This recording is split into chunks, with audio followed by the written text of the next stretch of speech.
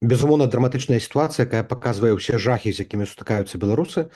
Па сутнасці, сёння беларусы не могуць адчуваць сябе бяспечна нідзе, ніводнай краіне свету. І гэта тое, в прынцыпе, да чаго давёў людзей Лукашенка. І вось гэтая спецаперацыя супраць верамейчыка гэта дэманстрацыя таго, што Лукашенко будзе пераследаваць, будзе парушаць нормы, будзе помсціць.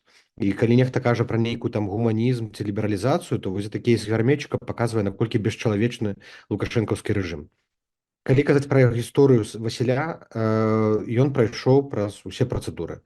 Спрабаваў легалізавацца ў Літве. Літва не дала яму гэтыя дакументы, таму што ён служыў у войску. І тут мы пабачылі, што сістэма легалізацыі ў Літве неэфектыўная, не працуе, калі адмаўляе тым людзям, якія ваююць за свабоду Ўкраіны і за Беларусь. Спрабаваў іншыя краіны, не атрымалася. Нейкім чынам апынуўся ў В'етнаме, і ў В'етнаме ўжо працавалі спецслужбы гэтых краінаў. А мы спрабавалі дапамагчы, паспрыяць. Адзінае, калі мы даведаліся пра гэты кейс, ужо было позна. Ён сказаў, што дапамога ўжо не патрэбна, ён знайшоў вырашэнне. Магчыма, калі б мы ведалі раней, калі ён быў яшчэ ў Літве і дабіваўся гэта статусу, можна было бы паўплываць і абскардзіць праз суд рашэнне Літвы. Але калі ён ужо апынуўся ў В'етнаме, з якім у нас няма ніякіх сувязяў, В'етнам, які сімпатызуе і Пуціну і Лукашэнку, там дапамагчы было вельмі цяжка.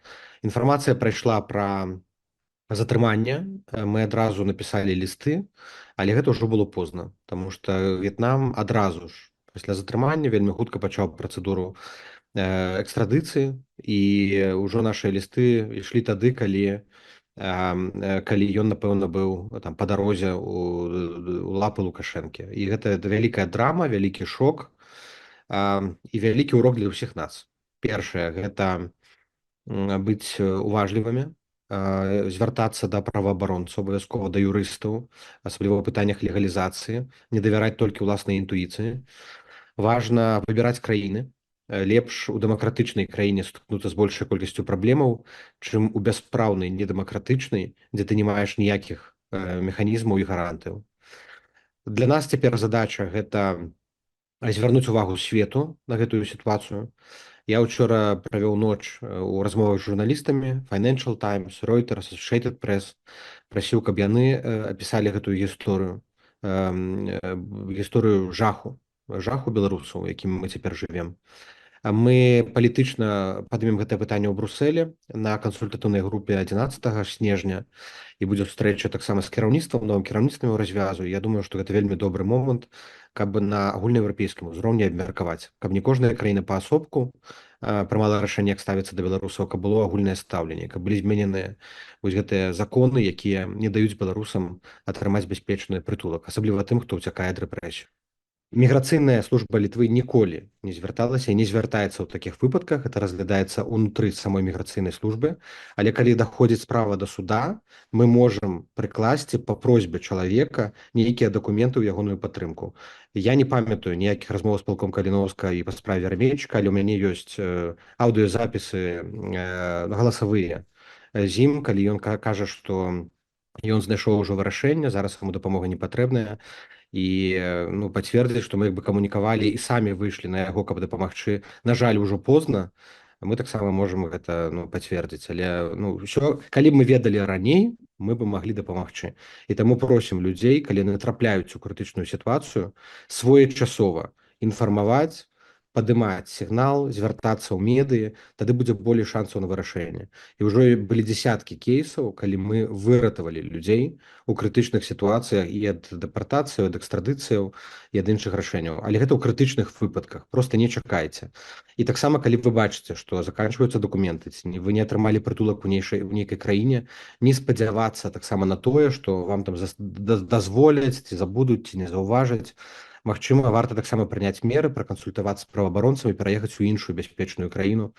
Але рабіць усё своечасова, загадзя, і не грэбаваць легальнымі працэдурамі. І не грэбаваць таксама магчымасцю абскардзіць у судзе. Таму што любое рашэнне Літвы ці Польшчы заўжды можна абскардзіць у судзе, і шмат беларусаў у той самай Літве яны атрымалі ў выніку дазволы менавіта праз суды. Літва прымае тысячы беларусаў, і бальшыня заявак, якія падаюцца на гуманітарныя візы і на працоўныя, яны задавольваюцца. І Літва другая ў Еўропе пасля Польшчы па колькасці выдадзеных дазволаў на жыхарства і візаў.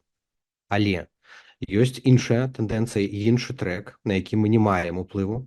Гэта трэк бяспекі. Адна рэч ёсць палітычная воля ад уладаў Літвы, з якой мы працуем, прымаць беларусаў. І яна нам на карысць, нам дапамагаюць. А ёсць спецслужбы, службы бяспекі Літвы, задача якіх не пускаць у краіну тых, каго яны лічаць магчымай пагрозай, хто можа быць звязаны з агентурай Лукашэнкі, Пуціна. Яны не камунікуюць з намі. Спецслужбы самі прымаюць рашэнне, хто для іх бяспека, хто пагроза.